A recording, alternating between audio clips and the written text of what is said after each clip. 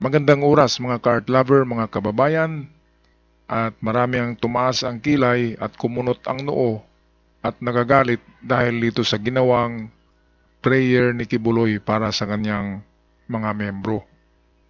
Ito ang tinatawag na modified na Our Father in Heaven or the Lord's Prayer. Ang Lord's Prayer ay mismo si Jesucristo ang gumawa niyan.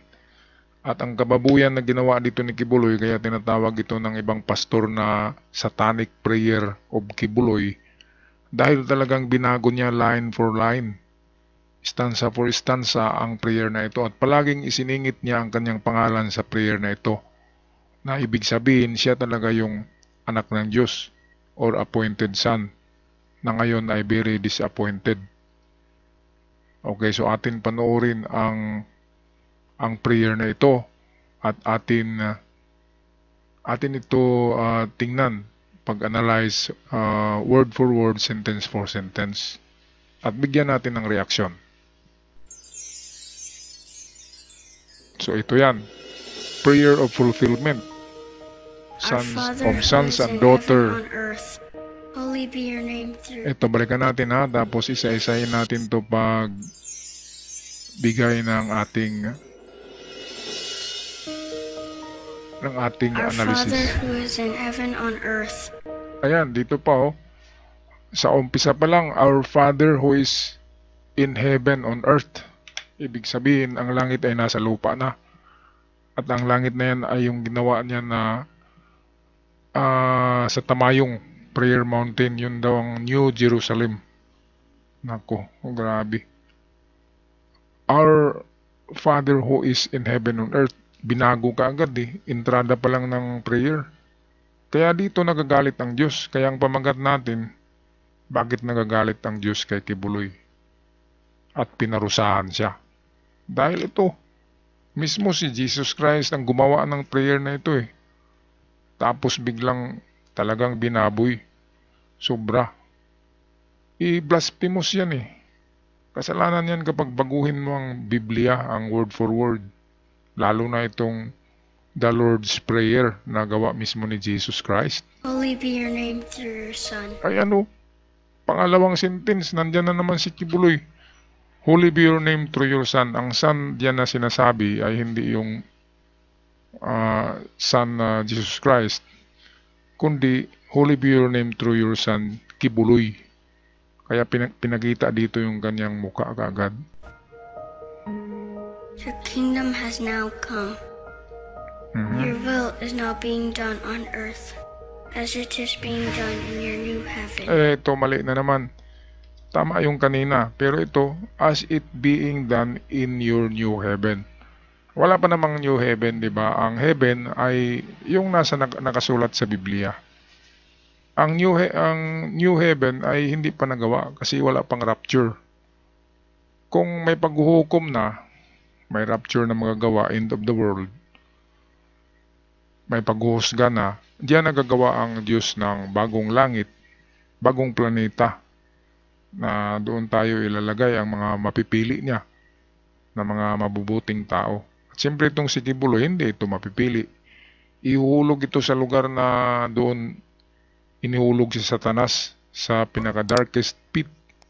Yung hukay na pinakamadilim, doon hinuhulog si Lucifer eh. At tinalian ng kadina na mabibigat. Kaya yan ang mangyayari sa kanya. So dito mali kagad, as it being done in your new heaven. Walang new heaven. Kaya diyan pa lang kinukondisyon ni Kibuloy ang lahat ng kanyang membro through the Lord's Prayer, ay palagi siya ang iniisip ng mga membro na siya yung Diyos kasi yung nakasingit palagi yung kanyang pangalan. Your new Jerusalem, your Garden of Eden restored. Itong sinasabi na restored, ito yung sinasabi nilang New Jerusalem sa Tamayong, sa Davao. Naku, blasphemy na naman. Kasi ang sinasabi na Jerusalem sa Biblia ay yung lugar kung saan si Jesus Christ na isilang. Ang Jerusalem, alam naman natin yan, nasa Middle East, di ba? Malapit sa Israel. Kaya maling-mali kaagad. Bakit napunta diyan?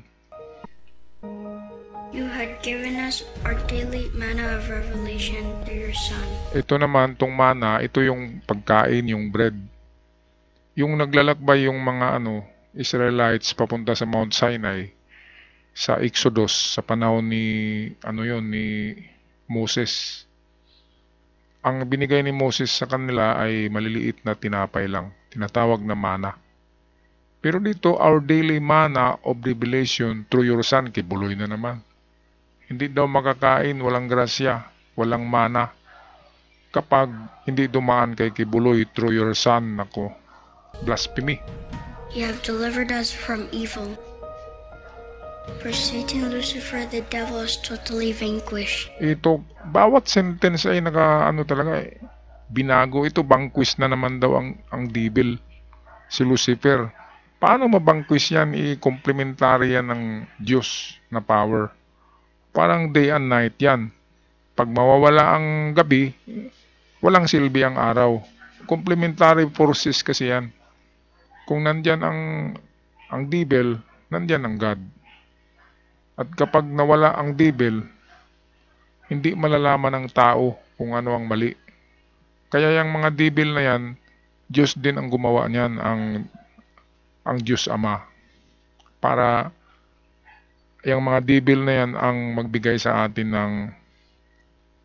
ng masasamang mga pag-iisip. At kapag nalinlang tayo, diyan malaman ng Diyos na hindi tayo yung mabuting klaseng tao at nabilong tayo sa kasamaan. Kaya ang gumawa ng Lucifer na yan, ng Satan na yan, ng devil, ay Diyos pa rin. Dahil may gustong ipagawa ang Diyos. Parang i-testing tayo ng mga devil kung talagang makukuha tayo ng devil. Kaya si Kibuloy, nakukuha siya ng devil. Kasi hindi siya totoong anak ng Diyos. At hindi siya yung totoong naniniwala sa Diyos. Kasi siya mismo ang Diyos eh. Nagpapaniwala siya na Diyos siya. So, ibig sabihin, kinontra niya ang Diyos. Siya yung anak ni Lucifer or ni Satan. Yun ang totoo siguro. Since April 13, 2005, he is no longer in power. Ito na naman, si Satanas daw ay wala ng power since April 13. Siguro Friday the 13th to. Ito yung araw kung saan si Kibuloy anointed. Nilagyan daw siya ng oil, siguro ng kanyang, alangan naman na Diyos ang maglagay sa kanya. Hindi yung kanyang kabit, yung spiritual wives niya, nagpaano siya, santalana, or nagpa-anoint. Yung santalana ay sa mga mamamatay na yun, di ba? Yun ang magandang gawin sa kanya. Isantalana siya. Kaya yung nagpapahid sa kanya ng mga anointing oil, sabi nga ni Arlene Stone ay virgin coco lang. Ayun yung kanyang mga lalabs, di ba? Yung mga gandang babae niya sa inner circle. So April 13, Friday the 13th, araw ng mga demonyo, yan ang pinili niya. Dahil wala na lang daw sa power si Satanas dyan. Kung wala ng Satanas ngayon, bakit may kaguluhan ng mundo? Bakit mayroong mga scammer? Bakit mayroong mga tulisan, mga kawatan? Andiyan pa rin si Satanas, hindi yan mawawala. As your Son has completed the works of salvation. Ito na naman, lumitaw na naman siya sa video. As your Son has completed the works of salvation. Si Kristo nga, hindi tayo nasalba eh. Nasalba tayo minsan ni Kristo noong nagpapako siya sa krus. Pero hindi tayo sumunod sa mga magandang aral ni Kristo, kaya muling sumama ang mundo. Kaya yung salvation na sinasabi, completed na daw ni Kibuloy, wala nang mga sasamang tao ngayon kung completed na yan. Talagang tarantado tong si Kibuloy, at saka yung gumawa ng ano nito, ng pag-edit ng mga words nitong Lord's Prayer, sana makarma ka. He is now enthroned as the King of the new creation. You have made us your sons and daughters, permanently and completely free from the serpent seed. Grabe. Bali itong serpent seed, ito yung mga mga magbubunga ng masamang gawain. I-free na daw sila eh. Paano ma-free yan? Yung mga babae nga niya sa labas ng bansa, yung most of the inner circle ay nagbenta na ng mga kanilang laman para makapagbigay kay Kibuloy ng pera. Yan ang sabi ni Arlene Stone, hindi ako nagsabi niyan ha. Kapag nagsubaybay kayo kay Arlene Stone, malaman nyo yan na karamihan ng kanyang mga pinaglumaan na mga spiritual wives ay nagkapag-remit yan ng pera, yung nasa ibang bansa, nagre-remit kay Kibuloy pero nagsusugar daddy na yan. Sabi ni Arlene Stone, hindi ako nagsabi niya na. Huwag kayong magalit sa akin. Okay, patuloy tayo. Molded after your true and perfect manifestation. Your son, the ruler of your kingdom nation. Ayan na naman, lumitaw na naman si Kibuloy. Your son, the ruler of your kingdom nation. Ayan siya oh. Kingdom nation, saang nation ba yan? Your son, the ruler of your kingdom nation. Grabe. Bilib talaga siya sa sarili niya. Akala niya ang Pilipinas ay kanyang kingdom nation. At nag-umpisa diyan sa bundok ng Tamayong. As your glory now rests in your temple, this is the time for the flight of the eagles. Ito na naman. Dito ako na sa Biblia walang flight of eagles eh.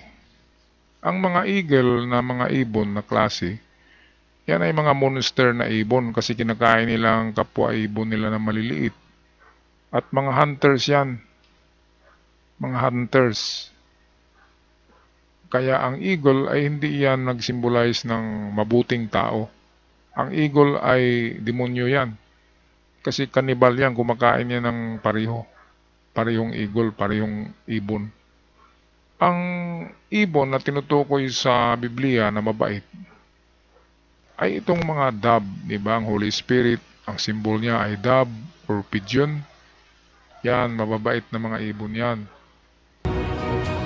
Almighty Father, this is now your day. May now reign in power, authority, dominion, and victory. You have given us wisdom, knowledge, and understanding. Ito panghuli nila na sentence, knowledge daw and understanding. Yung knowledge nyo ay mali dahil sa inyong Lord's Prayer ay mali na at ang understanding nyo ay mali dahil mali nga ang mga nakasulat dyan sa inyong Lord's Prayer. Maling-mali. Kaya lumalaki ang mga bata dyan na mali yung Lord's Prayer na kanilang sinasaulo. Kung tingnan nyo, yung Lord's Prayer ay parang walang nabago. Pero kung isa-isahin mo talaga, sentence for sentence, makikita mo na ang daming binago nila. At lahat yan ay blasphemous. A life of abundance, health and blessing, as your scepter of righteousness now reigns throughout the land. No weapons formed against us will prosper. Darkness and death are forever gone, as your perfect will is now being done through your appointed Son. Ayan na naman, appointed son na naman. Wala naman kasing appointed son, di ba? Ang bigatin son ay nag-iisang anak. At hindi appointed, hindi nag-appoint ang God ng anak na Pilipino. Alam naman natin yan na si Jesus ay hindi dugong Pilipino yan. Bakit magkaroon ng Kibuloy, di ba? Ang layo-layo. At saka, ang malaking pagkakamali dito ni Kibuloy ay tinanggal niya ang totoong ama. Yung tinatawag na Yahweh. Ano ba bang ibang pangalan ng God? God the Father, di ba? So tinanggal niya yung God the Father. Ang kanilang God the Father ay si Jesus Christ. Kasi kung hindi niya tanggalin si God the Father, ay hindi makapasok yung kanyang pangalan na Son of God.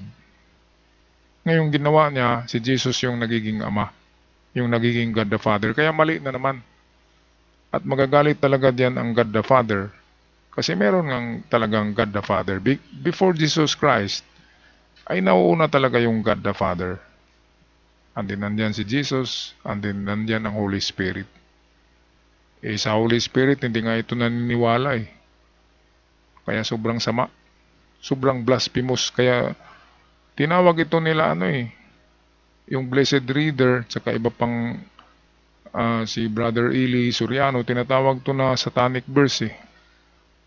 Itong ginagawa niya na Lord's Glory, Prayer.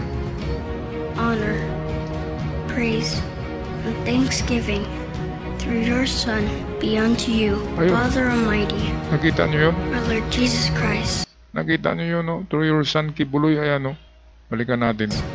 and thanksgiving through your Son. Ayan. Through your Son, Pastor Apollo C. Kibuloy. Klarong-klaro yan, ha? Blasphemy yan, kasi sinasabi niya na siya talaga ay anak ng Diyos. At kasama siya sa the Lord's Prayer. Be unto you, Father Almighty, our Lord Jesus Christ, the Creator of all, Ayan, Father Almighty Jesus Christ, nawala yung totoong God the Father eh. Tinanggal nila. now and forever. Amen. Hindi forever. Ngayon pa lang, wala na. Bagsak na yung kingdom come ni Kibuloy. Ay yung kanyang estadyo mo. Ginawang ayan, papunta sa langit yung mga espiritu. Parang sine, di ba? Kaya wala nang pupuntahan yung nyo. Kaya sa mga membro diyan, sana ay maligo na lang muna kayo sa malamig na tubig para mabuksan yung inyong pag-iisip.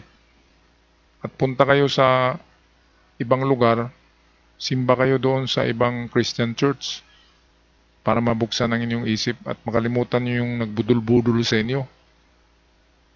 Ang inyong mga isip ay na-manipulate ni Kibuloy. Sa tagal-tagal niya na palaging nagsasalita sa inyo na siya yung Diyos, kaya kayo naniwala. Lalo na, kahit nasa bahay kayo, nanonood kayo sa Isiminay, ay nandun pa rin siya nagsasalita na akala niyo tuloy na siya na yung talagang anak ng Diyos. Dahil magaling magsalita. Ayan, kaya kung talagang anak siya ng Diyos, isara ko lahat ng channel ko kapag hindi yan nakulong sa Amerika. Dito sa Pilipinas, pwedeng hindi yan makulong dito dahil pwedeng, alam nyo na, pero sa Amerika, walang pera-pera doon. Kapag may kasalanan ka, kulong ka kaagad. Okay, tapusin na natin ang video.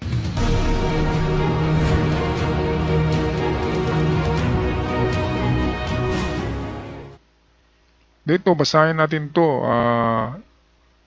Jeremiah chapter 49 verse 16. Tungkol sa iyong mga kakilabutan, dinaya ka ng kapalaluan ng iyong puso.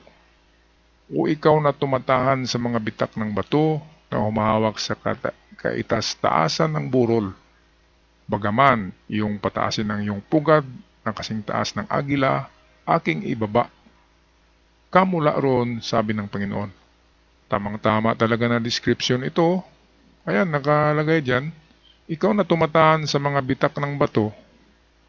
So sa lugar na maraming bato, sa mga bundok na bato-bato, siguro yung bundok ng Tamayong, baka maraming bato dyan na may bitak, na humahawak ng kaitaasan ng burol. Ayan, so nasa bundok kayo ng Tamayong, yan ay yung burol. Bagaman, iyong pataasin ng iyong pugad, o doon ka nagpupugad, gumawa ka kasi doon ng iyong di ba? Iyong mansyon, doon ka nagpupugad, at sa mansyon mo, nasa gitna ng mansyon mo yung kwarto, at nakapalibot sa iyo lahat ng babae mo, lahat ng itong mga spiritual wives mo, ay may tig-isang kwarto at lahat nakapalibot sa iyo. So, kung sinong gusto mong tabihan pagkagabi, ay libreng-libre ka. Grabe. Mas maano pa ito kay kay King Solomon. Mas grabe to kasi si King Solomon, hindi niya ginagawa ng mga kwarto ang mga babae niya. Hindi niya pinapalibot sa kanyang kwarto yung mga babae. Ito, ibang-iba eh. Kaya hindi siya tumakas. Hindi siya pumunta sa Korea, sa China, kasi namimiss niya yung mga babae niya. Kaya diyan lang siya, paikot-ikot lang siya diyan. Diyan sa kanyang mansyon, kaya diyan din siya sumurinder. Patago-tago lang pala yan eh. Ayan, so ibaba ka ng Diyos mula roon, sabi ng Panginoon. Yung agila, ayan oh, yung pugad na kasing taas ng agila, kasi siya yung agila, ay ibaba siya ng Diyos. Ayan, so talagang ibaba ka ng Diyos. Kawawa ka na nilalang. Sobrang pagmamataas eh. Ito papakinggan pa natin to. Meron pa siyang sinasabi dito tungkol sa pagiging agila niya. This is the time for the flight of the eagles. Faith can soar high up into the 10th dimension and become an eagle. Bakit gusto niyo maging eagle? Yun ang tanong ko. Bakit hindi pigeon? Mababait na ibon yun eh. Kung eagle ka, mandaragit ka. Pag lilipad ka ng mataas, ay naganap ka ng lalapain mo. Ikaw yun, di ba? Yung sarili mo, kinumpara mo sa eagle, dapat tigre na lang o lion. Ayan. Oh, Like me. like me daw, grabe. Eagle ka pala eh. Ngayon, ano ka na? Ano ka na? Pipit. Naalala ko tuloy yung kanta na may isang pipit sa sanga ng kahoy. Ayan. Pipit ka na ngayon na basang pipit. At nabali ang pakpak ng pipit. Siwit. Ayan o. Kulong ang siwit. Pumalakpak naman tong mga ano. Then when you become an eagle like me, an eagle's perspective of the world is different than an ordinary bird. Iba yung perspective mo, mga babae yung tinitingnan mo eh. Kung ikaw yung eagle na lumilipad, hinahanap mo ay mga sisiw na babae. Mga bata, pedophilia ka. Kaya ibang klaseng eagle ka, hindi ka dapat tutularan ng mga kasama mo diyan, ng mga membro mo, kasi iba yung pag-iisip mo. Pag-iisip mo ay makalupa. Kaya yung kaharian mo ay hindi sa langit kundi sa lupa, kasi makamundo eh.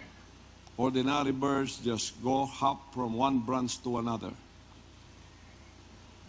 They cannot even go high up the mountain tops. Ay maling-mali yung mga turo niya. Ito yung sabi ni ni Brother Eli Soriano. They go from one place to another on the three branches around. That is all that their perspective affords them. Ayan, sabi daw niya ay yung ordinaryong ibon daw ay palipat-lipat lang sa sanga, hindi magakalipad. Yun ang kanyang mga membro. At siya daw lang yung makalipad na agila. At nakikita niya lahat, ang mga membro niya, pero yung mga membro niya ay hindi siya nakikita dahil siya lumipad ng mataas. Paano hindi ka na makikita ngayon? Nasa kulungan ka na eh. Nung nakaraang linggo, nasa tunnel ka, hindi ka makikita. Hindi ka pala agila eh, kasi nasa tunnel ka, dapat uod. O kaya yung tarantula na naninirahan sa mga butas ng lupa. Ngayon nasa kulungan ka eh, paano nagiging agila? Paano palilipad yung pagkaagila kung nasa kulungan, di ba? An eagle is different. An eagle's perspective is so different. He sees beyond the dimension and the horizon of what an ordinary bird can see. So, anong ibig sabihin mo? Sinong ordinary bird? Yung mga membro mo. Tapos ikaw, super ordinary. Make that extraordinary ka. O ngayon, anong pagkakaiba nyo ngayon sa mga membro mo? Mas maliit ka tingnan ngayon. I can see all of you, Ay, but you nako. cannot see all of me. Grabe, sobrang hambog. Ito, basahin naman natin ito sa Jeremiah. Ito, basahin naman natin to ang Isaiah chapter 14 verse 13. At sinabi mo sa iyong sarili, ako'y sasampa sa langit. Aking itataas ang aking luklukan sa itaas ng mga bituin ng Diyos. Ito yung sabi ni Satanas noon, ni Lucifer. Kasi gusto ni Lucifer na magiging Diyos. Napapalitan niya yung Diyos at kasing powerful siya ng Diyos. Kaya ito yung sinabi ni Satanas sa kanyang sarili noon, ayon sa Biblia. At sinabi mo sa iyong sarili, ako'y sasampa sa langit. Langit yung kinaroroonan ng Diyos. Aking itataas ang aking luklukan sa itaas ng mga bituin ng Diyos. At ako'y uupo sa bundok ng kapisanan sa mga kaduruduluhang bahagi ng hilagaan. So yan ay kaduruduluhang bahagi ng kahilagaan at naroon ang kanyang kapisanan, ang kanyang grupo. At siya ay uupo sa bundok. Pero hindi niya mapantayan ang Diyos dito. Ito ay ayon sa Isaiah. Kaya hinuhulog ng Diyos si Satanas sa sa madilim na butas dahil sa ganyang gustong agawin ni Lucifer ang trono ng Diyos. Kaya yan ang ending sa mga taong magtangkang mapantayan ng Diyos. Ibaba ka talaga ng Diyos, pabagsakin ka kapag nagmataas ka masyado. Okay, so ito atin muna i-review muli ang Lord's Prayer nitong mga taga-KOJC at kayo na lang maghusga kung magustuhan nyo ito na prayer. Of sons and daughters, let us all pray the prayer of fulfillment, confession, affirmation of sons and daughters.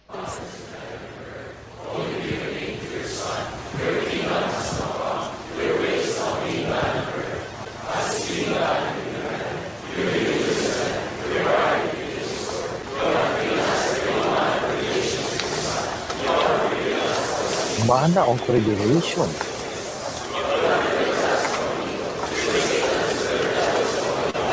Ayan, so totoong prayer talaga ito. Itong binago na version ng The Lord's Prayer. Ayan, ginamit sa kanilang sa kanilang simbahan. At ang masama dito ay ang mga teenager kasi yan na yung prayer na palaging naiisip nila. Yung nandyan palagi si Kibuloy as the Son of God. Kaya blasphemous talaga ang prayer na yan. Kaya kung kayo yung mga totoong Kristiyano na nanonood sa bidyong ito at sa ating komentaryo ay mag-comment kayo sa ating comment section kung ito ba'y Christian group or ito'y kulto. So sabihin nyo lang mga ka-art lover kung kulto ito. Kasi ang prayer nila ay hindi yung nasa Biblia binago nila. So hindi na ito sumusunod sa ng Biblia. Lalo na sa Lord's Prayer. Kaya hindi ito Kristiyano. Hindi Kristiyano.